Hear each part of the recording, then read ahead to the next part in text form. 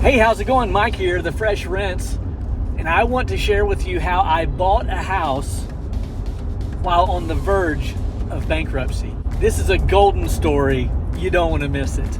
Nearly 25 years ago, I was in a very bad place financially, emotionally, mentally, and otherwise. I was without a job. It was just before Christmas, and things were very bleak. We literally, looking back now, we were at a place of bankruptcy had the Lord not intervened. To make ends meet, I decided to take on side work in hopes of getting through this rough patch, perhaps find a career, and the rest would be history. And the Lord had other plans. A nice lady asked me if I would paint the inside of her home.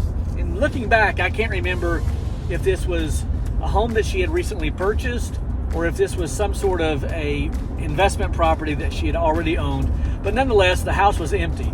It was just before Christmas, and I was desperate. I agreed to paint the entire interior of this one-story home for $500. And I paid for the paint and all the supplies. When it was all said and done, I barely broke even. I thought it would be a 2-day job. I really thought I could bust through this. Everything was one color, and this was going to be an easy job. 5 days later, I found myself way behind budget, and it was not good.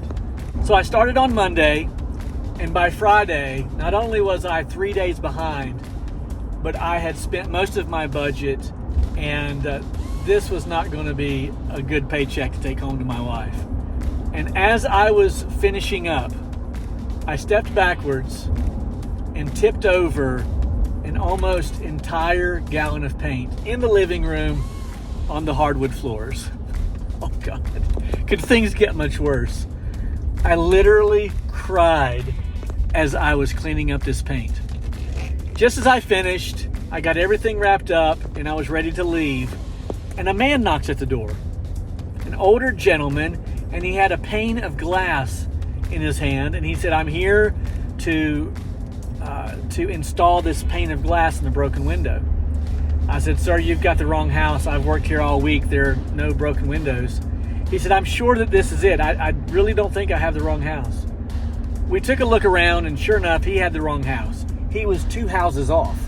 We began to talk, and I discovered that he didn't work for the glass company, but he actually owned the glass company.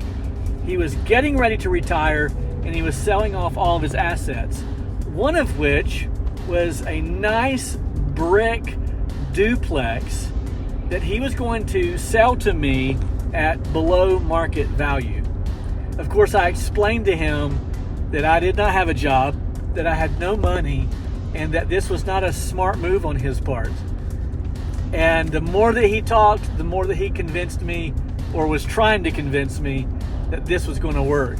And I really I wasn't even interested, to be honest with you. And so he asked me to promise him that on my way home, I would stop by that duplex, I would check it out, and then I would call him back. So I did, and sure enough, it was wonderful. It was in great shape, brick, central heat and air in both units.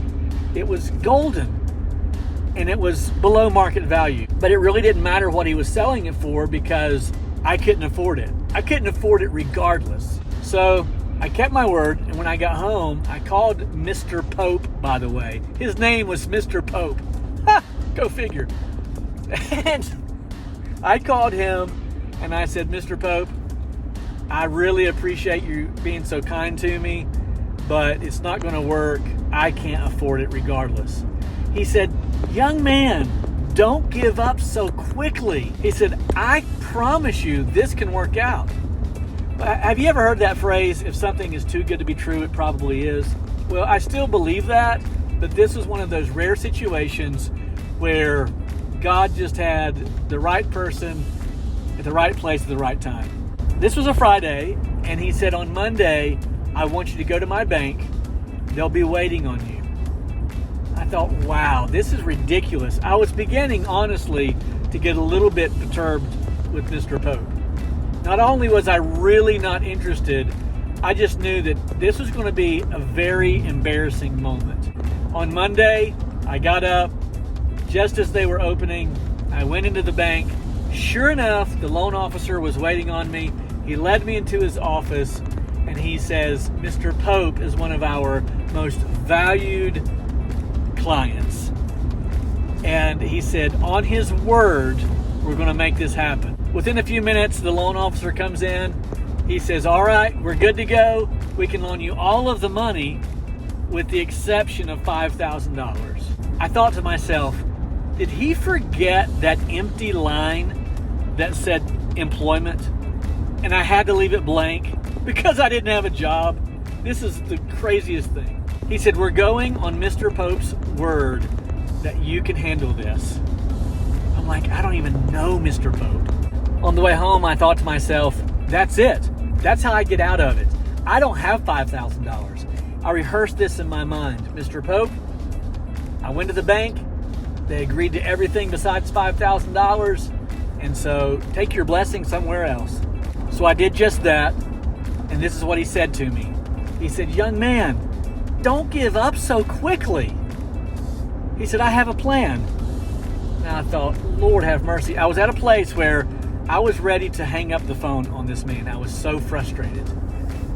He said, I'm willing to loan you the $5,000 at $1,000 a year for the next 5 years.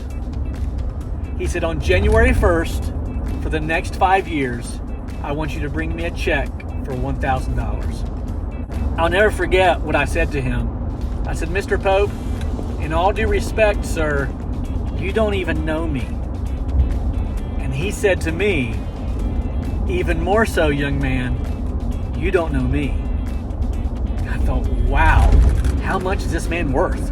And why did God put him into my life? This is crazy. So for the next 5 years, on January 1st, I took a check to Mr. Pope for $1,000. That was over 23 years ago, and one side of the duplex paid the payment. Here's the best part. I was 3 days behind, and he was 2 houses off. If I was not unemployed, if I had not agreed at such a low price, if I had not kicked over the bucket of paint, if he had been at the right house, none of this would have happened. Can I encourage you, do not minimize your lowest points in life. You never know what God is doing. I have not seen that house in nearly 20 years. 20 years ago, I moved to Ohio, put the house in the care of a family member who took great care of it, and I went back this weekend to check on things. I have not seen that house in nearly 20 years. Isn't that an amazing story? Get this real quickly. I bought another house because I went on visitation with our church to visit someone, and I went to the wrong house. And they were selling it. And after striking up a conversation, I bought it. Get this, I bought another house because a friend of mine had a heart attack. Wait, there's more. That's not the good part. And while sitting in the waiting room, I was talking to a realtor who was getting ready to list a house. And after a long discussion, I ended up buying it as an investment property. And by the way, while washing that house 15 years ago, it gave me the idea to start a pressure washing business. It's crazy. My life is nuts. All right, enough of that. My name is Mike. They call me the Fresh Rinse, and I'm out.